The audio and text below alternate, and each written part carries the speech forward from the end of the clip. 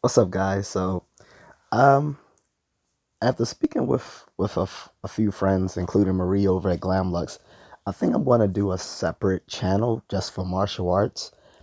But I'll still do some content here as well, talking about martial arts. And one of the things I want to talk about is the gentrification of Muay Thai. Okay, I consider myself a Nookmai, but I don't compete. However, I'm not averse to competing. I actually do want to try my hands a few times. But I have actually did a little practice actually in Thailand. So uh, having done authentic Muay Thai, I find it funny what people here are doing. So I don't begrudge martial arts instructors for getting in on the MMA, Muay Thai, Brazilian Jiu Jitsu train because it's marketable, but it's disingenuous. It reminds me of like in the early 90s how everyone was calling what they did ninjutsu. And I've had a article, um, excuse me, not an article. I've done a video in the past talking about ninjutsu as modern ninjutsu as fake, uh, but that's a different topic. Uh, but I'll link it if you're interested. So I remember Icy Mike over at his channel Hard to Hurt speaking with someone um, a few years ago talking about the gentrification of MMA and stuff like that. And it's issues with it. Like, first of all, MMA is not a style, it's a sport, and the people who teach MMA as a style usually don't do it very well. Whereas other MMA gyms let you practice in the different styles um, interchangeably, depending on your interests and your schedule, so forth. But a lot of these places calling what they do in Muay Thai is disingenuous. A lot of it's just kickboxing. And I hate to break it to you, kickboxing and Muay Thai are not the same thing. Muay Thai is a complete style, complete with grappling and different styles within it. Um, like Muay Mat, which is um, their specialty in boxing, or um, what's the other ones like Muay Cow, which is like specializing in knees, and other stuff like that. So a lot of what this watered down Muay Thai that they're training at these gyms are doing people a disservice if they really want to learn genuine Muay Thai. Um, Shameless plug for my martial art in Jeet Kune Do. Um, we're pretty well versed in Muay Thai. At least, well, Jeet Kune Do has some issues too. I'm going to do a separate video on that. But at least the better JKD schools, Jeet Kune Do, you had to be well versed in Muay Thai to practice JKD. In fact, back in like the I guess 80s up until like the early 90s, Giro Dan and Asanto actually required you to get certified in Muay Thai to be certified in Jeet Kune Do. But he relaxed that standard because a lot of people couldn't keep up with it. And he partnered with Ajarn Chai Sarasude. Ajarn is sort of like saying master in Thai. He was one of the first, if not the first, people to bring Muay Thai to America back in like the late 60s, early 70s. And Dan and Asanto partnered up with him, and they, not only are they buddies, but he's taught Muay Thai out of Dan's schools since, and made it a requirement for people in JKD to to be experts in Muay Thai.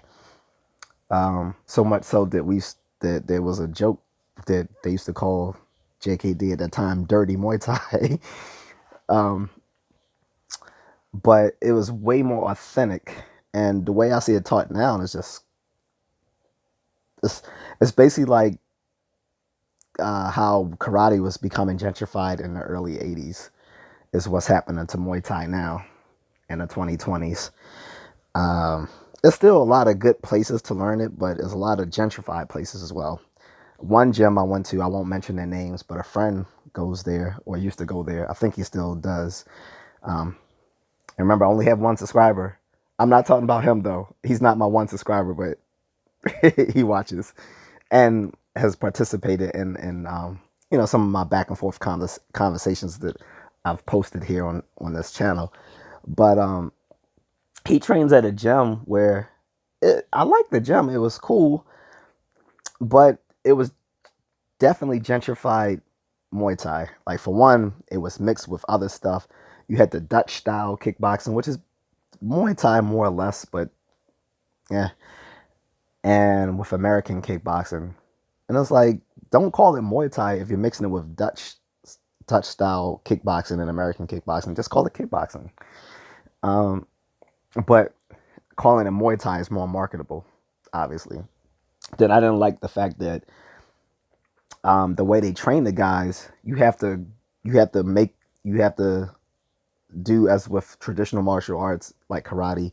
You have to make it to certain levels before they unlock the different techniques they'll teach you. Instead of just teaching them to you all at one time, like you and they do it with, instead of belts, shirts. So yellow shirt, green shirt, whatever. So I guess you had to get to a green shirt or whatever before you can learn how to switch kick. I'm like, so they haven't taught you to switch kick yet, or they haven't taught you how to do like a spinning elbow or the clinch.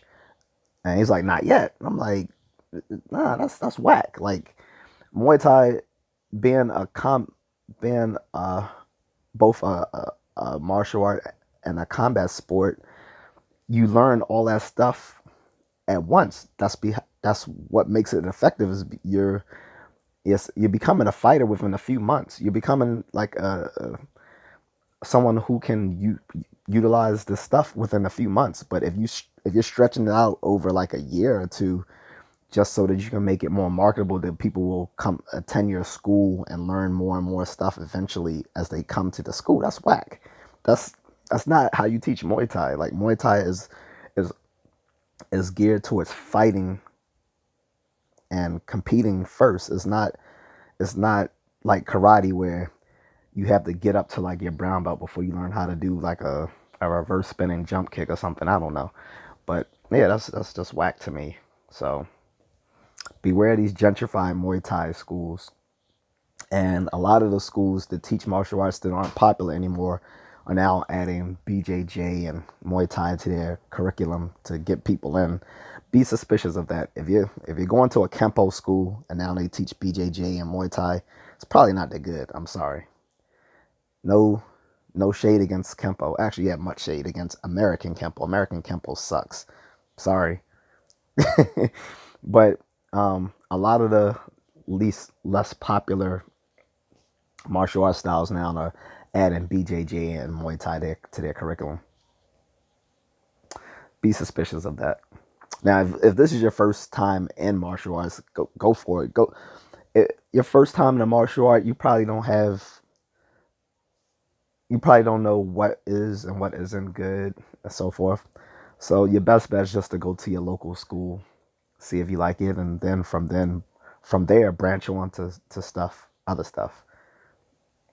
But just beware, there's a lot of gentrified Muay Thai out there and gentrified BJJ.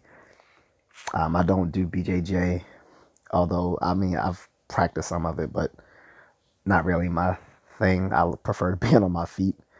I know BJJ people say that most fights end up on the ground, but all of them start standing up. And usually within a street fight, by the time you went to the ground, something went wrong. So, all right, so, guys, so be aware of that. Um, like I said, it's a lot of gentrified Muay Thai out there. They're not teaching you certain techniques until you get to a certain level. That tells you right there it's not authentic. Okay, but I'm just a contrarian.